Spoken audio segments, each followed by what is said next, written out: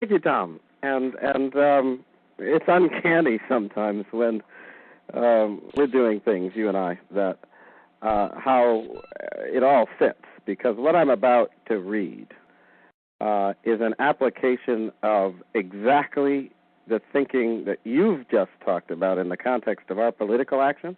I think it is anyway. To this huge crisis that we're supposedly in, that has all the usual suspects on the Republican side, including, you probably saw Lindsey Graham today, singing the praises of nationalization and acting as if this is the way we got to go, and so forth and so on. You've noticed that, I hope. And the one thing, of course, that's missing from all of it, which unhappily, y'all, is the reason why I feel so sad that there are any people left of goodwill and intelligence and good heart and faith who are still putting their hope in the Republican Party, because it's just typical of what these guys are like. They have no ability to synthesize the positive alternatives that reflect our principles and our understanding of what it is right to do, and then apply it to the challenges that we face. And that's what we need right now. Not to be going along to get along, playing Me Too with these socialists who are going to destroy us and try to take the world along with us. But anyway, if you don't mind then, I would like to read you what will be, right after we get off our call, a little thoughtlet that I'm going to put up at Loyal to Liberty. And so I imagine some of you have visited the site, so you know what a thoughtlet is. It falls under the rubric of a little thought that goes a long way. It is intended to be something that provokes thought and that provokes thoughts that actually build, so that they're like seeds around which, if folks get it, they would then be able to carry on their thinking in a way that came up with new and different ideas that I wouldn't have, but that they might conceive as a result of the provocation of the thought that they have read. And so I'm going to read this. It's 3 short paragraphs. And then I'm going to kind of ask that, if you don't mind focusing for a minute, for people to just share with me for a brief time, what are your kind of reactions in terms of where the thought takes you, okay? Here it is. If it ain't broke, don't fix it. That's not a thought likely to occur to anyone thinking about the banking system these days. Insolvency is the word of the day, along with that other word, nationalization. Funny how so many people who think the nation-state has effectively ceased to exist when it comes to borders and immigration suddenly remember its powers when it's time to take over the banks. But Alan, you protest, we badly need a solution, which I reply is not a good reason to accept a bad one. In fact, if things have gotten as bad as they say, maybe we should step back so as to let our thinking leap forward. True, if it ain't broke, you don't fix it. But if it's really broke, you don't fix it either. You throw it away and replace it with something that works better.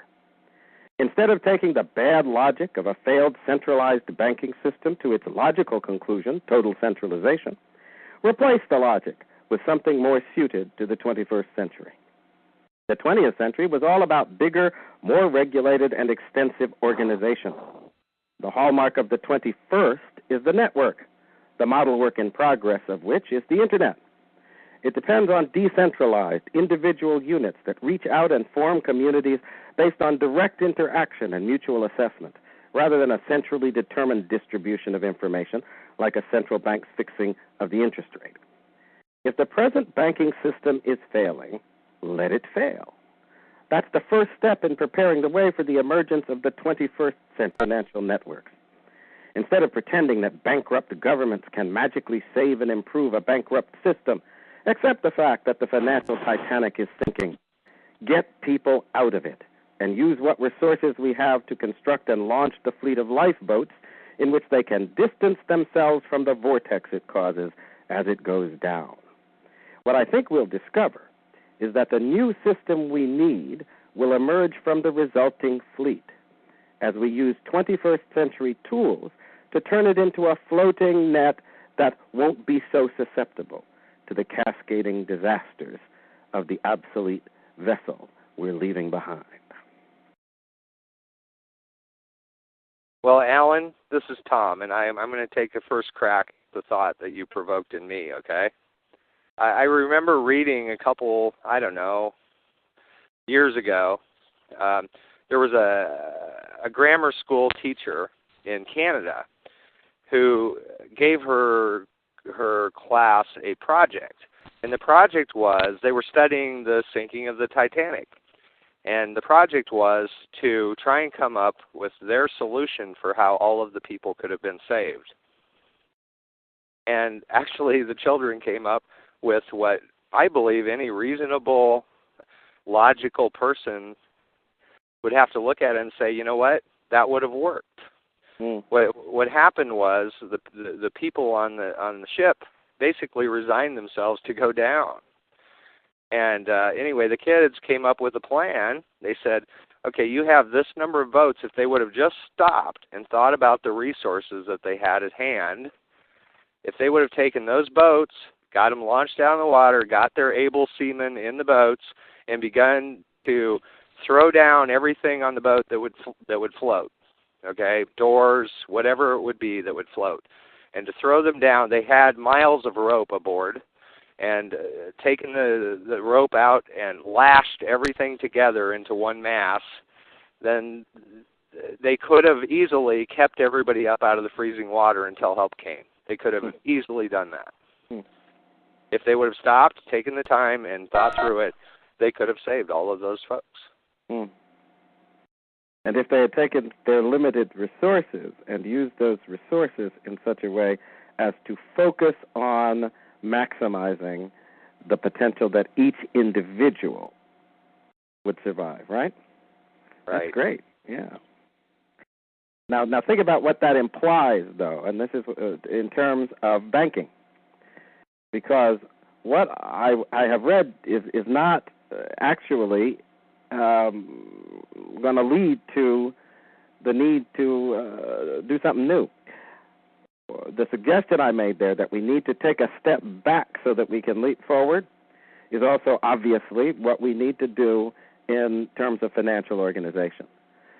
We need to look back for a minute at what the centralized banking system, the Federal Reserve, the globalist international sort of banking system, what did it destroy? It destroyed a banking system that had individual banks that established their self-sufficiency in terms of their ongoing healthy relationship with the community in which they existed, and that did not grow beyond the possibilities, the potential that sustained that self-sufficiency. Instead of receiving false infusions that actually allowed them to grow cancer-like beyond what was their natural boundary, they were actually restricted to a kind of growth that took account of their environment and what they could draw from it and what they could then give back to it to produce more longevity. Now, what is provided in the context of the 21st century is the ability to take such individual units that have established their self-sufficiency based on their kind of local and regional connections and respecting the discipline required to maintain health in that context. And those individuals can now reach out throughout the world to connect with sources of economic interaction that in the past would have been unavailable to them. And that's what's ultimately going to unlock the potential, the enormous potential that I think is there in the global economy. We're not going to be able to do it with the old 21st century junk that leads to massive organizations and socialism and centralized government. And what I'm trying to point out to people here is that in point of fact, these people who pretend to be so progressive, Obama and these folks, they're dinosaurs. They're thinking in terms of a way of understanding things that we need to throw out with the old, dead past of the 21st century, filled as it was with corpses and darkness brought on by the surrender to that very idea that you can have contempt for the individual. And I think that it's the opposite direction we need to go in.